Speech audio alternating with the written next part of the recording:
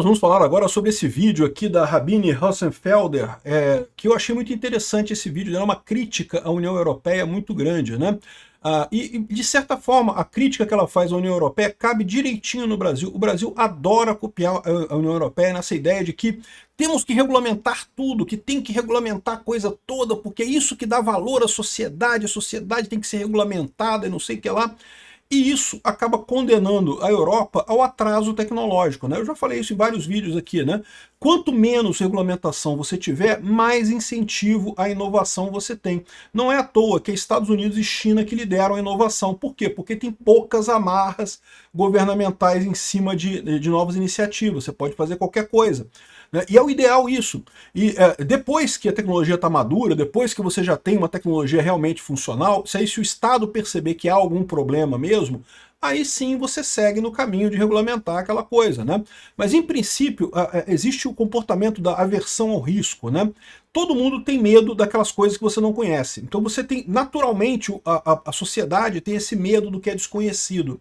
Aí você fala, não, que inteligência artificial vai mudar tudo, vai tirar os empregos, tudo. Não, regula. Tem que regular imediatamente, agora. Tô com medo, regula rápido. E isso acaba matando a inovação, mas o pior é que não mata a inovação no mundo, mata a inovação no Brasil, né? O resto do mundo continua inovando e a gente vai ficando para trás, né? E a Europa é a mesma crítica que ela faz na Europa. A Europa está nesse mesmo caminho. Uma sede de inovação, uma sede de regulamentação enorme que acaba congelando a inovação. A gente está no século da tecnologia, estamos no século das inovações. Se não correr atrás, meu amigo, se ficar para trás, ficou para trás, já era, né?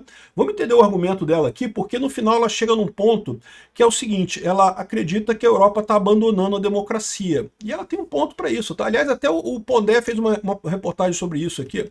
Se você perguntar se a democracia acabará um dia, a resposta é sim. Eu diria que aqui no Brasil já acabou, né? A gente não tem democracia mais no Brasil. O Alexandre de Moraes é o supremo imperador que decide o que acontece no Brasil em tudo, decide se pode pagar IOF, não pode pagar IOF, quem é que pode ser candidato, quem é que não pode ser candidato, quem vai para cadeia, quem não vai para cadeia, de maneira totalmente aleatória, ele que decide tudo. Então, a gente não tem democracia aqui no Brasil, né? E tem uma lógica que ela coloca por trás disso. Vamos entender esse caso aqui?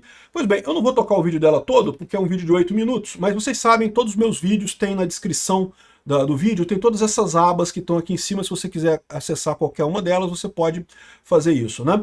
Então, ela começa descrevendo o problema o excesso de regulamentação na Europa, né? Ela explica, por exemplo, o caso do Advil, que é um analgésico, né? Que ela comprou essa garrafinha aqui lá nos Estados Unidos, com o Advil, porque ela gosta de tomar Advil e coisa e tal, quando tem dor de cabeça, e ok.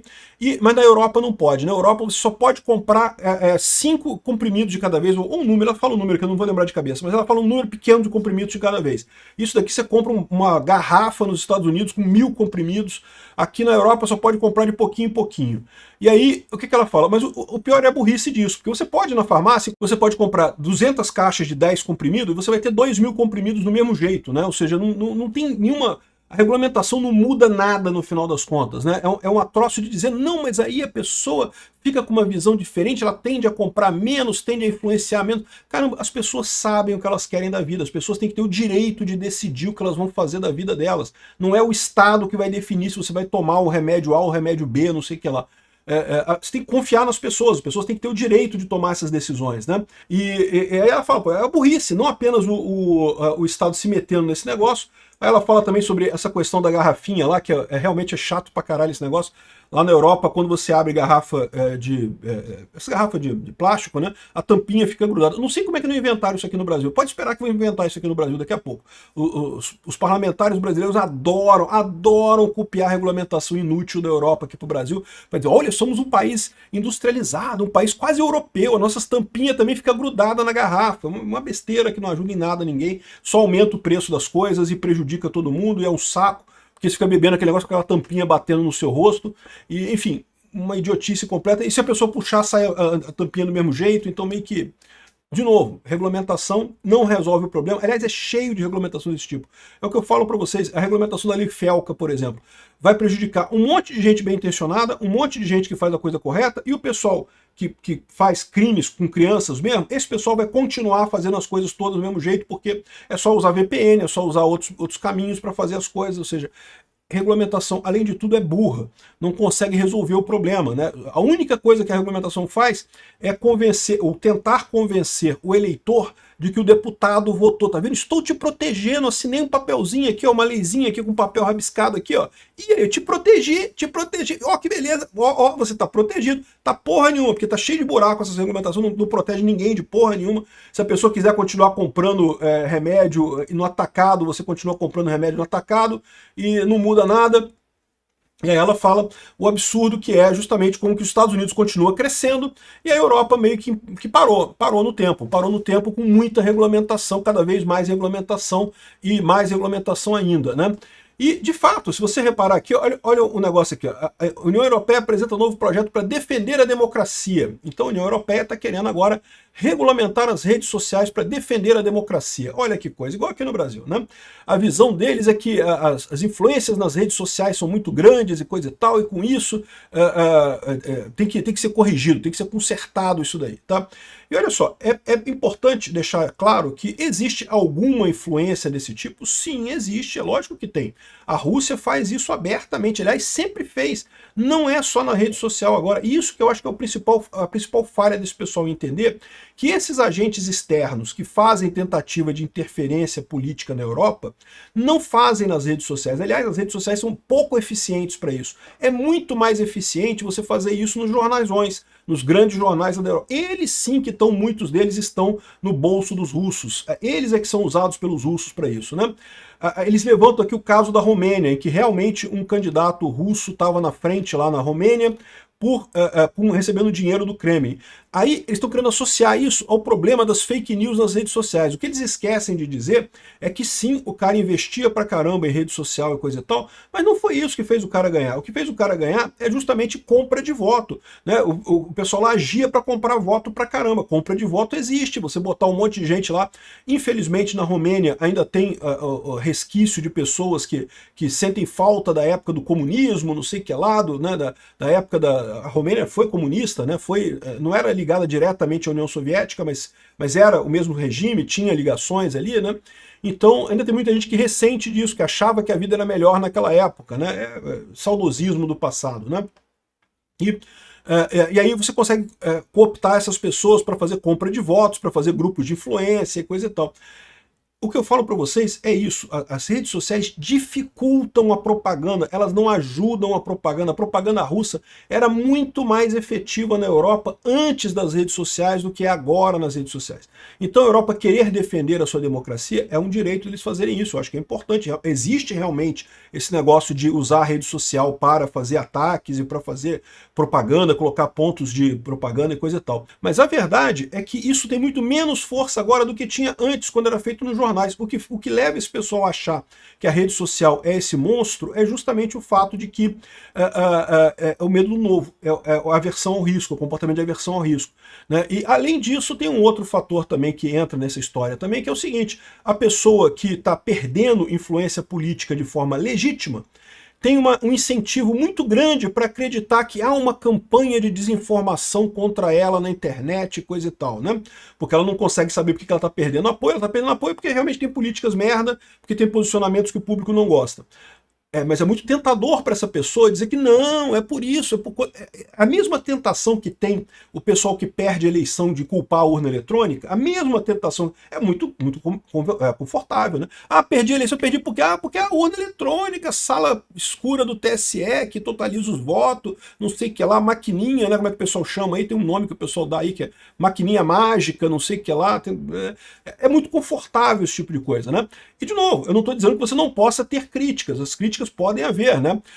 Que eu acho que houve fraude em 2022 na propaganda. Na propaganda eu vi fraude. Nas urnas eletrônicas, de tudo que eu vi, não vi nenhum indício de fraude em lugar nenhum nas eleições de 2022. Mas há um incentivo para as pessoas dizerem isso. Da mesma maneira, lá na Europa, né, há um incentivo muito grande para a esquerda virar e falar: não, porque nós estamos perdendo força, porque está havendo uma campanha de desinformação. Hoje está a Soraya Tronic falando que o Bolsonaro está fazendo desinformação contra mim porque eu não consigo mais voto. Não, você não consegue mais voto porque você adotou posturas diametralmente opostas à dos eleitores que te elegeram no último mandato, né? E é por isso que você vai perder a eleição. Não é, o Bolsonaro não precisa fazer, o Bolsonaro nem tem condições de fazer isso, não tem força para fazer isso. E não precisa, porque a verdade é que você traiu seus eleitores e vai perder voto, né? A mesma coisa, Joyce Hasselman, Alexandre Frota, eles dizem que não, porque Bolsonaro usou uma campanha de fake news. Não, é muito tentador para essas pessoas dizerem isso, quando elas próprias fizeram burrada e tomaram posições políticas erradas e acabaram perdendo o apoio das pessoas por conta disso. Então, assim, o problema, não estou dizendo que não existe o problema é que é muito menor do que esse pessoal tem, e é um risco enorme você regular isso daí para salvar a democracia. Ela própria fala aqui que no vídeo dela, que está havendo um incentivo muito grande em alguns pontos da Europa de ir para o lado autoritário. Não, porque qual que é a visão de muitos europeus? Como a tecnologia está mudando muito rápido, a gente não consegue regulamentar com a velocidade suficiente, então vamos fazer uma ditadura. Uma ditadura é mais fácil de regulamentar. A China tem usado desse tipo. A China tem, né, é uma ditadura e manda as coisas todas. E sim, tem gente na Europa pensando exatamente isso. Como a tecnologia está agindo rápido demais, está mudando rápido demais, o governo tem que ser rápido para regulamentar as coisas, e então temos que ter uma ditadura para poder regulamentar as coisas. Olha só, isso não deixa de ser a lógica do Alexandre de Moraes aqui no Brasil, né? Não, porque a rede social é muito rápido, então a gente tem que usar alguma coisa contra eles. Mas o que você está fazendo é um absurdo, essa legislação através da STF é um absurdo. Mas não interessa, é urgente, temos que fazer isso, porque a Câmara não consegue fazer a tempo e não sei o que lá e coisa e tal, e é urgente. E isso é o problema, porque está caminhando em direção à autocracia, está caminhando a direção a que não, vamos manter a esquerda no poder, porque a esquerda é democrática, na visão deles, né? E então a gente tem que deixar o pessoal no poder e não podemos permitir ninguém de fora para proteger a democracia. Se tiver que ficar uma ditadura, né, vamos para uma ditadura, né? Agora, e o pessoal coloca isso aqui, ó, o Luiz Felipe Pondé está colocando, se você perguntar se a democracia acabará um dia, a resposta é sim. Ele fala aqui sobre a história do Fernando Braduel, né? A história não é outra coisa senão uma constante interrogação feita ao tempo passado em nome de problemas e curiosidades e mesmo inquietações e angústias do tempo presente nas escolas, né? E o que ele está dizendo aqui é que não, que de repente a ditadura não é tão ruim assim no final das contas, né? Se tiver uma ditadura como a chinesa, que é uma ditadura benevolente, na visão deles, né? Isso acaba sendo uma coisa bacana, isso pode resolver o problema, você pode ser rápido para resolver o problema, né? E essa história da democracia ser um sistema que não tem questionamento e coisa e tal, é um sistema muito novo, né? A democracia que a gente vive hoje, ela tem menos de 200 anos, né? Não tem o quê? 5 gerações de seres humanos, porque não é a mesma coisa que a democracia na Grécia Antiga. A democracia da Grécia Antiga a gente pegou só o nome, né? A forma realmente como funciona é totalmente diferente. Enfim, eu estou sentindo que tem muita gente na Europa e aqui no Brasil também já com essa ideia de que talvez a gente tenha que ir para um regime autoritário mesmo, porque temos que proteger a população das redes sociais. Olha que coisa. E, de novo, tem problemas nas redes sociais? Existem campanhas de ataque nas redes sociais? Existem, evidentemente que existem. Agora tem que tomar cuidado com esse incentivo para você dizer que não, todo mundo que eu não gosto é fake news, é campanha de desinformação, porque a Rússia, por exemplo, a Rússia tem dinheiro para isso. A Rússia tem órgãos inteiros devotados a isso, inclusive desde a época soviética. Todo mundo conhece a história da KGB, todo mundo conhece a história da desinformação russa no Ocidente. Sempre teve esse tipo de coisa, né? Não é novidade, não surgiu agora. Agora, outra coisa é dizer, o Bolsonaro usa desinformação para atrapalhar a vida da Joyce Hasselman. Para que o Bolsonaro vai fazer isso? A mulher se destruiu sozinha politicamente, para que ele vai perder tempo dele fazendo fake news contra a Joyce Hasselman? Mas um monte de gente critica ela. São os eleitores dela que criticam ela, porque não gostaram que ela mudou de lado. Soraya Tronic é a mesma coisa. Vários outros exemplos existem aqui nos políticos brasileiros, porque todos eles estavam acostumados com a ideia de que basta conseguir o cargo, que depois lá para conseguir a eleição é só ter dinheiro, não sei o que lá, e estão vendo que não vai ser tão fácil assim não, né? Enfim, já está crescendo essa ideia de que temos que ter uma ditadura aqui, porque uma organização centralizada melhora a situação toda. Então eu vou falar para vocês que tem uma alternativa nisso daqui, tá? Alternativa, se você acha que é preciso um governo mais ágil, que a democracia é muito lenta, como aparentemente acredita o Alexandre de Moraes, acreditam o pessoal do STF, que fez questão de regulamentar a internet na base da cacetada, né? Se você acha que a democracia é muito lenta e coisa e tal, tem uma alternativa, que é a sociedade de leis privadas. Como é que funciona a sociedade de leis privadas? Você tem empresas de segurança privadas. Isso é uma das alternativas que você tem para o mundo libertário. Esse conceito é descrito no livro The Private Production of Defense, do Hans Hermann Hoppe, Aqui, tem esse meu vídeo aqui do Ancapsu Classic, o que é uma sociedade de leis privadas. Eu vou deixar o link, vai estar aqui no link das abas aqui da descrição do vídeo, né? E o que é uma sociedade de leis privadas? É basicamente você ter governos que podem ter leis, podem até ser ditaduras, tá? Podem ser democracias também, podem ser ditaduras, que são muito mais ágeis. Por quê? Porque são uma empresa privada e define as leis conforme queira. Só que a grande jogada é que as pessoas se associam ao governo conforme quiserem.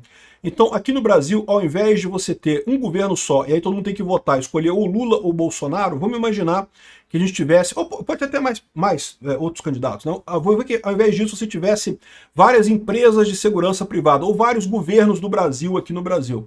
Você teria o governo do PT, que cobra impostos caros, vai ter o Haddad cobrando imposto de um monte de gente, que se você quiser se associar ao governo do PT, você vai ter que pagar imposto pra caramba, mas em compensação você vai ter Bolsa Família, você vai ter o SUS, você vai ter não sei o que lá, vai ter não sei o que lá, enfim, vai ter um monte de benefícios para quem for associado ao governo do Lula. Se você quiser ir para o governo do Bolsonaro, você vai ter o direito de ter armas, você vai ter um monte de outras vantagens e coisa e tal, talvez pagar um pouco menos de imposto, enfim. E podem ter outros governos também, outras alternativas. A ideia é essa, cada um se associa ao governo que tiver vontade. O governo passa a ser uma coisa muito menos importante na vida social, porque é lógico que a tendência nesse caso é os governos ficarem menores, o mais efetivo possível, o menor possível, né? E aí você ganha os dois lados, você ganha a agilidade que uma empresa privada tem para regulamentar coisas novas. Então, se realmente surgir um desafio muito grande, surgir uma ameaça muito grande, o governo vai ter interesse em regulamentar ou em fazer qualquer coisa, tomar medida nisso daí, porque quer proteger as pessoas que estão sob a sua guarda. E por outro lado, você não tira uma ditadura absurda. Por quê? Porque as pessoas não são obrigadas a participar daquele governo. Se você não concorda com o destino daquele seu governo, você está indo, você vai para outros governos, né?